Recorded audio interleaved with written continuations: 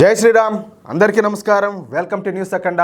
నేను మీ కస్తూరి శ్రీధర్. మిత్రులారా, మా 56 ఏళ్ల యువనేత అయినటువంటి రాహుల్ గాంధీ గారు పిచ్చిగా కామెడీ చేస్తారు. ఎందుకో ఆయన ఏం మాట్లాడతారు, ఏంది ఆ కామెడీ ఏంది అనేది ఈ న్యూస్ ద్వారా మీకు చెప్పే ప్రయత్నం చేస్తా. ఓకేనా? రాహుల్ గాంధీ మన దేశ ప్రధాన ప్రతిపక్ష నేత. మన దౌర్భాగ్యం కొద్దీ, మన దరిద్రం కొద్దీ ఈయనను కాంగ్రెస్ పార్టీ అగ్రనాయకుడు అనడం కంటే Bharatiya Janata party star campaigner అంటే ఇంకా సూపర్గా ఉంటుంది. అవునా కాదా? ఈ రాహుల్ గాంధీ చేసే వ్యాఖ్యలు అన్నీ కూడా బీజేపీకు లాభం చేకూర్చేలా ఉంటాయన్నమాట. ఈయన చెప్పే ప్రతి మాట కూడా అబద్ధానికి పార్లల్గా ఉంటాయి. సరే, ఇక విషయానికి వస్తే, మొన్న వక్ఫ్ బోర్డు అమెండ్మెంట్ బిల్లుకు సంబంధించి లోక్సభలోనూ అదేవిధంగా రాజ్యసభలోనూ చర్చ అయితే జరిగింది. ఈ చర్చ అంతా కూడా వాడివేడిగా జరిగింది. ఇక ఈ వక్ఫ్ బోర్డు బిల్లును మొదటి నుంచి కాంగ్రెస్ పార్టీ అయితే వ్యతిరేకిస్తానే వస్తుంది. ఎందుకంటే వాళ్ళ పార్టీకి సపోర్ట్ చేసే వాళ్ళు ఎవరు? మత పిచ్చిగాళ్ళు. వాళ్ళకి ఇది నచ్చలా కాబట్టి వీళ్ళకి కూడా నచ్చదు. మొన్న కూడా ఈ లోక్సభలో కాంగ్రెస్ పార్టీ నాయకులు ఈ వక్ఫ్ బోర్డు బిల్లు పైన వ్యతిరేకంగా మాట్లాడినారు, ఒక్క రాహుల్ గాంధీ తప్పించి. ఇదేందిరా, మాట్లాడాల్సింది ఆయనే కదా, ఆయన మాట్లాడకపోవడం అని చెప్పి మీరు అనుకోవచ్చు. చెప్తా కొంచెం ఓపిక. నిజానికి రాహుల్ గాంధీ లోక్సభలో ప్రధాన ప్రతిపక్ష నేత, పైగా ఈ వక్ఫ్ బోర్డు బిల్లును బాగా బలంగా వ్యతిరేకిస్తున్నాడు. అలాంటప్పుడు ఈ వక్ఫ్ బోర్డును ఎందుకు వ్యతిరేకిస్తున్నాడు, తాము ఈ బిల్లును వ్యతిరేకించడానికి గల కారణాలు ఏంది, మంచి చెడు ఏంది, ఎటువంటి సవరణలు అయితే తీసుకురావాలో అన్న విషయాల్లో మాట్లాడాల్సిన అవసరం ఉండాలి. అది రాహుల్ గాంధీ బాధ్యత కూడా. ఎందుకంటే ఈయన ప్రధాన ప్రతిపక్ష నేత కదా. కానీ రాహుల్ గాంధీ దీని మీద ఏమి కూడా మాట్లాడాల. అందుకు కారణం వచ్చేసి రాహుల్ గాంధీకు అసలు ఈ వక్ఫ్ బోర్డు అంటే ఏంది, ఈ వక్ఫ్ బోర్డు వలన కలిగే నష్టాలు ఏంది, అసలు ఈ వక్ఫ్ బోర్డులో ఉన్నటువంటి సవరణలు ఏంది అన్న విషయాలు ఏవి కూడా తెలియవంట. అంటే వక్ఫ్ బోర్డు గురించి రాహుల్ గాంధీకి ఉన్న నాలెడ్జో గుండు సున్నా. సరే, తూచ్ అయిపోయింది, ఏదో అయిపోయింది. నిన్న పార్లమెంటుకు వచ్చినటువంటి రాహుల్ గాంధీ మాట్లాడతా, మోడీ ప్రభుత్వం చైనాను కంట్రోల్ చేయలేకపోతుంది, చైనా సైనికులు మన దేశ భూభాగంలోకి చొచ్చుకొస్తున్నారు, గత 10 సంవత్సరాలలో 4000 చదరపు కిలోమీటర్ల భూభాగాన్ని చైనా ఆక్రమించుకునింది. అయినా సరే ఈ విషయాన్ని మోడీ ప్రభుత్వం పట్టించుకోవడంలే, ఈ విషయం పైన ప్రత్యేక దృష్టి పెట్టడంలే. చైనా ఒక పక్కన మన దేశ భూభాగాన్ని ఆక్రమించుకుంటా ఉంటే, మన దేశ విదేశీ వ్యవహారాల కార్యదర్శి అయినటువంటి విక్రమ్ మిశ్రీ మాత్రం చైనా రాయబారితో కలిసి చైనా భారత సంబంధాలు ఏర్పడి 75 సంవత్సరాలు పూర్తయిన సందర్భంగా కేకులు కట్ చేసుకోవడం నన్ను షాకు గురి చేసింది అని మాట్లాడినాడు. ఓ గుడిగాల, ఎంత దేశభక్తి పుట్టుకొచ్చిందిరా నాయన ఈ మనిషికే. అసలు చైనానే మన భూభాగాన్ని ఆక్రమించుకుందా, లేక మోడీ ప్రభుత్వమే, ఏది ఈ మాట బాగానండి, మోడీ ప్రభుత్వమే మన భూభాగాన్ని చైనాకు దారాదత్తం చేసిందా అంటూ లేనిపోని ఈ మాటలన్నీ కూడా డెకైట్ మాటలన్నీ కూడా మాట్లాడినాడు. అర్థమవుతుందా? సరే, ఇక ఈ మాటలన్నీ ఉన్నటువంటి బీజేపీ ఎంపీలో లోక్సభలో పెద్ద ఎత్తున నవ్వడం స్టార్ట్ చేశారు. ఎందుకంటే ఇది కామెడీనే కదా. కాదు, వీళ్ళ తాతగారు, అదేవిధంగా వీళ్ళ నాయనమ్మ, వీళ్ళ నాయన, వీళ్ళ అమ్మ హయాంలో చేసినట్టన్నీ కూడా అవి మోడీ గారికి ఆపాదించేట నవ్వు రాక ఏమొస్తుంది.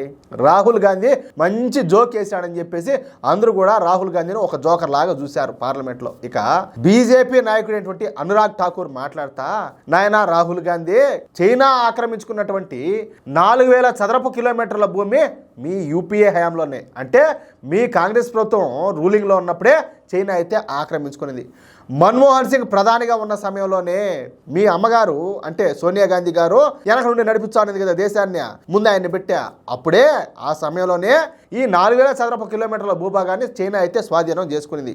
ఈ విషయం అప్పటి మీ ప్రభుత్వానికి తెలిసినా కూడా ఏమి చేయలేక, చేతగాక, చేవజచ్చి తెలియనట్టుగా చూస్తూ ఉండిపోయింది. కానీ మేము మీలాగా చూస్తూ కూర్చుండే రకం కాదు, దెబ్బకు దెబ్బ తెచ్చాం. ఈ భూభాగం విషయంలో 2017లో డోక్లాం సంఘటన జరిగింది. అర్థమవుతుందా? అలాగే 2020లో ఈ గల్వాన్ సంఘటన జరిగింది. ఈ 2 సంఘటనల ద్వారా చైనాకు మోడీ ప్రభుత్వం గట్టిగా బుద్ధి చెప్పింది. అంతేకాదు, చైనా యాప్ల పైన మన దేశంలో నిషేధం కూడా విధించడం జరిగింది అని చెప్పి మాట్లాడినాడు. అంటే ఇప్పుడు ఈ డోక్లాం ఘటన కావచ్చు, లేకపోతే ఈ గాల్వాన్ లోయ ఘటన కావచ్చు, అప్పుడు చైనా వాళ్ళు ఏం చేశారు, ఈ కాంగ్రెస్ ప్రభుత్వం రూలింగ్లో ఉంటే ఎట్లయితే చేశారో అదే విధంగా మన దేశ భూభాగాన్ని ఆక్రమించుకోవాలని చెప్పి ట్రై చేశారు. కానీ మన వాళ్ళు ఏం చేశారు తెలిసిన, ఒక్కొక్కరికి డిక్కీలు బాగా కొట్టారు, తరిమి ఊరికే కూడా కాకుండా. అదే కాంగ్రెస్ రూలింగ్లో అంటే సోచా గమనిందరు, ఇంకేం చేస్తారు, ఆర్మీకి కూడా పవర్స్ లేనప్పుడు వాళ్ళు కూడా ఏం చేయలేక ఇంక ఊరికే కళ్ళు అరచా చూస్తూ ఉండాల్సి వచ్చింది. చేసిండు. కానీ ఇక్కడ ఉన్నది మోడీ ప్రభుత్వం. దమ్మున్న దేశభక్తుడైనటువంటి వ్యక్తి ఈ దేశానికి ప్రధానిగా ఉన్నాడు. ఏం మాట్లాడతారు మీరు, ఏం మాట్లాడతారంటాలే. 1-2 సార్లు కాంగ్రెస్ ప్రభుత్వం హయాంలోనే ఈ చైనా మన భారత భూభాగాన్ని ఆక్రమించుకునేది. ఇక మాట్లాడించాలో ఇంక కూర్చొని ఆయన అంటూ రాహుల్ గాంధీకు గట్టిగా గుయ్యమనేటట్టు సమాధానం ఇచ్చి కూర్చోబెట్టాడు ఆడ. దీంతో ఈ రాహుల్ గాంధీ ఏంటంటే మరొకసారి లోక్సభలో పెద్ద పప్పుగా మిగిలిపోయినాడు. అది విషయం అయితే ఇక్కడ నేను ఒక మాట చెప్పాలా. లాస్ట్ టైం కూడా మీరందరూ కూడా చూసే ఉంటారు. చైనా జపం చేశాడు, చైనీ చైనీ చైనీ చైనీ చైనీ చైనీ అంట మెలికి తిరుగుతాడు, డ్యాన్స్ లేచా కదా, అవునా కాదా? మరి చైనాకి నీతో ఇంత ప్రేమ ఉన్నది. ఈ చైనా రాయబారులతోనూ అదేవిధంగా చైనా వాళ్ళతో నువ్వు రహస్య మంతనాలన్నీ కూడా చేసి వచ్చావు.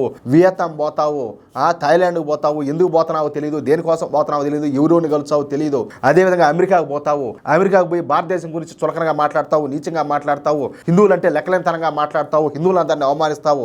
నువ్వు నీతులన్నీ చెప్తే ఎట్టుంటుందంటే ఇది ఇట్టుంటుంది. జనాలంతా నవ్వుకుంటారు దేశంలో నువ్వు మాట్లాడే మాటలు చూసి. ఇంకైనా మార్పు తీసుకొని ఒక ప్రధాన ప్రతిపక్ష నేత హోదాలో ఉండే నువ్వు దేశ ప్రజల మనసులో చోటు సంపాదించుకోవాల్సింది పోయి ఇటువంటి మాటలన్నీ మాట్లాడి ఇంకా చులకనైపోతాం. అది నీకు అర్థం కావడంలే. నీ పక్కన ఉన్న వాళ్ళంతా అందరూ సన్నాసులైగినాయి. అందుకనే ఆ దరిద్రం ఉన్న కొడుకులు కూడా ఇటువంటి ఆలోచనలు ఇచ్చి పాపం పసిపిల్లవాడన్నీ కూడా చూడకుండా ఇంకా చెడగొట్టేస్తాను ఈ మనిషిని.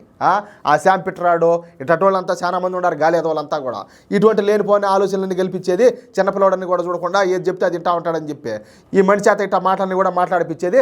నలుగురిలో జోకర్ మారి నిలబెట్టేది. ఎంత అన్యాయం జరుగుతుందని తెలుసా మా రాహుల్ గాంధీకే? ఏ ఒక్కరన్నా మాట్లాడతారా, ఏ ఒక్కరన్నా ప్రశ్నిస్తారా నేను చెప్తే? అవునా కాదా? ఏం చేయిద్దారు నువ్వు స్వామి?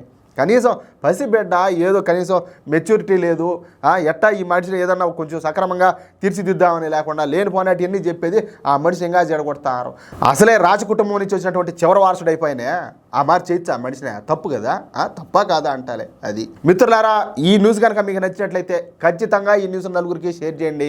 అదేవిధంగా ప్రతి ఒక్కరు కూడా మీ యొక్క అమూల్యమైన అభిప్రాయాలను తప్పనిసరిగా కామెంట్ రూపంలో తెలియజేయండి. అలాగే ఇంతవరకు మీరు కనుక మన ఛానల్ని సబ్స్క్రైబ్ చేసుకున్నట్టయితే ప్రతి ఒక్కరూ ఖచ్చితంగా మన ఛానల్ సబ్స్క్రైబ్ చేసుకోండి, సపోర్ట్ చేయండి ప్లీజ్. జై శ్రీరామ్.